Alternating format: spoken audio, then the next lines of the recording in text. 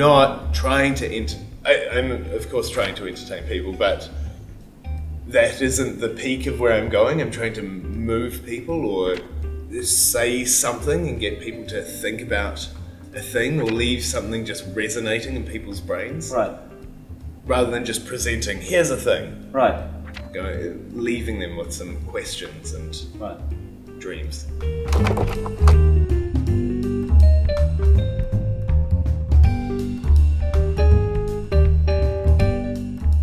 A theatre show is about this poignant, like the drama or the sort of this sadness or the drama or whatever, and any laughs on top of that are a bonus.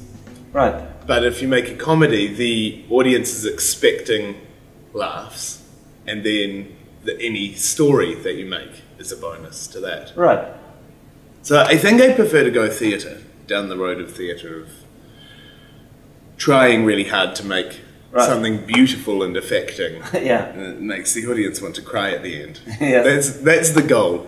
And then you just like all the light, and then I love it having a lot of lightness. Right. In that as well. I like putting it into the theatre section of like all these festivals I go to, rather than comedy. Right. I think it would just get lost in comedy as well. Like there's so many stand-ups and I'm so far removed from that. I really liked this game of what can I make the audience imagine? Right. How far can I push that and how can I distort it? So like with the cow, being able to just have it leave the room, shrinking it, pushing these imaginary things that we've built in our minds to different shapes and sizes. It's good. It's really satisfying because you can feel when the audience is with you on that as well. Right. Like you can feel when they go, oh, I don't understand anymore. Right. And you can feel when they're like, yeah, we're following you. You've just turned a cow into a pigeon. Sure. Makes sense. Right. It's interesting. I read in the book called The Mask Handbook from the former artistic director at Trestle Company. And he says that with the full mask on stage, that there's something happening with the imagination of the audience, and the pleasure of seeing something not alive come alive on stage. It's like a little rush inside. It's because your imagination is sort of turned on. Yeah. And that gives a different kind of theater experience than when whatever you see is a very realistic. Because then your imagination is not part of co-creating what's on stage. Yeah.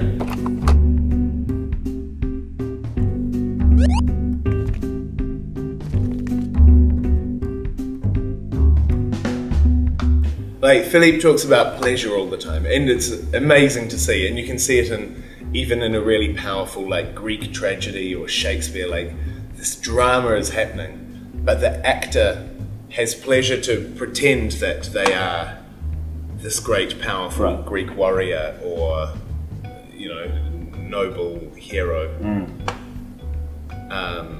as opposed to this thing where everything gets muddy and the actor is sort of the character and it's this method thing and you see their pain and suffering.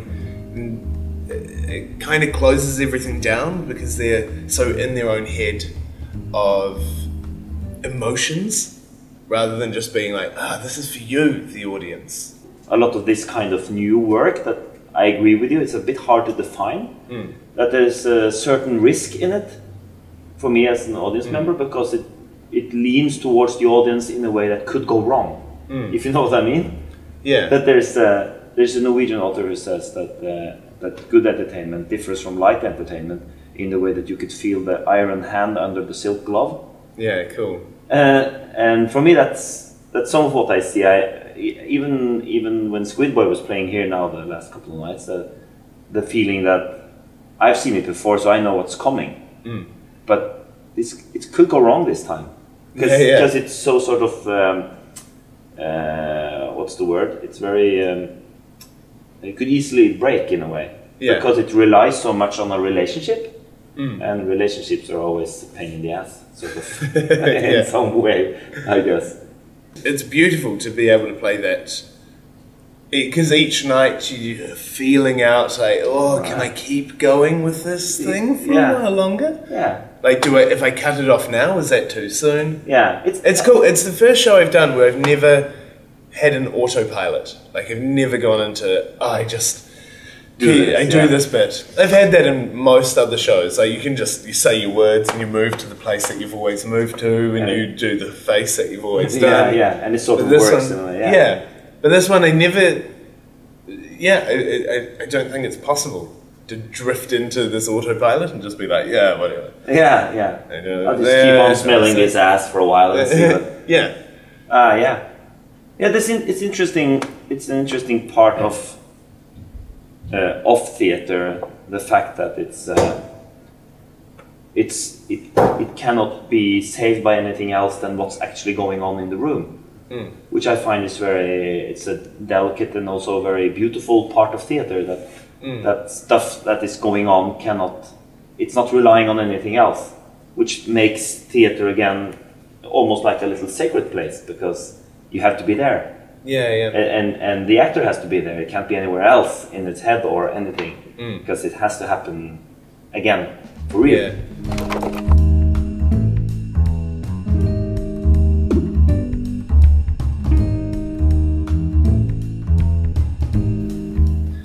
I read this thing, I think it was in The Guardian.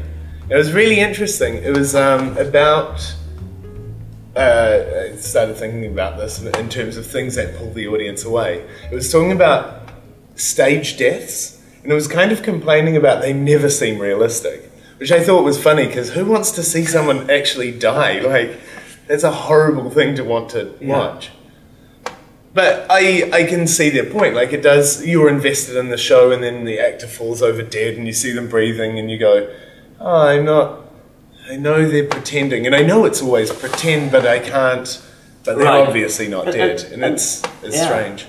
I'm trying to do that in the new show. I really want to have like maybe a few death scenes and just see if I can make a really great death. Like, see if I can be a convincing death scene. Yeah, but it's also, I think, it comes from the problem of a lot of the sort of realistic work that is done in theater, because once you go into that, once you take that road, there are some things that you can't do. Yeah. It's like, it's really hard to be very realistic and then have someone fly. Like, I've seen some musicals where people are flying around. Yeah. And it just gets really weird. Because up till then, everyone is sort of trying to convince me that this is for real. Yeah. And then they go, and we've even covered up the wire, so you can't really see the wire. And I go, but there's a wire there. Yeah. It's that weird, because when people don't fly like this. It's just, is it? Yeah. That's why for some weird reason, that's why I like the Spider-Man the musical, which is not a really great musical. Have you seen it? Yeah, I saw it in Europe. Oh, wow. And the way they fly around is cool, because you can see all the equipment. They didn't try to sort of cover it up. They made it really obvious that it's like tons of wires and wheels. Wow, cool. And then I like it. Yeah. Then I don't mind. But if people try to... It's like with death. If they then try to make it look... Because even if they go really... I don't think they can ever manage to make it really look like a death, because you don't buy into it. You don't want to. You'd just be shocked. Either way, you're not going to be involved in the show. Like, oh my god, they've actually died. Do we need to call someone? Yeah. I think that's cool though, that they showed all the like flying mechanism. I think it's that thing of... It's a bold choice. It's going, you're allowed to look at the mechanism, the lights. Yeah. Look at what you want. It's like when you go and see a show at the Globe Theatre. I love it there, because it's all just natural light. It's sort of in the round, and so you can look at the audience. If you're not interested in the show, you're allowed to like look around, to go, eat some nuts. And it's also very like maybe not chat with your friend, but you can look around. And I like this thing of not being like this shitty theatre etiquette that says you have to sit in the dark and watch and believe what is happening. Right. Because often it's undeserved. Often you're like, I don't know, I want to look somewhere else. Right. I'm not into this. And we have dumb attention spans. Then there's so also it's nice when you get to look around. Right, but there's also something about honesty for me that when they show the machinery behind it, I go, it's so honest. So then I go, then I will believe in you. So yeah.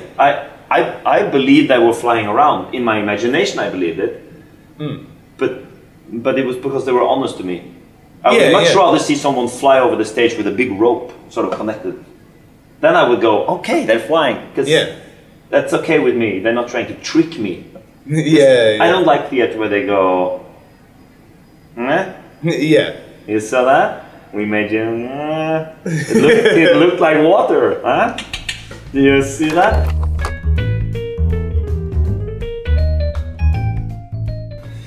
We need to stop, Mr. Wakenshaw, because you're going to Perth. Yeah. Thank you for having me. I'll have you again. Great. Someone was calling as well. Was there anything else we should have talked about? No, I think that was nice.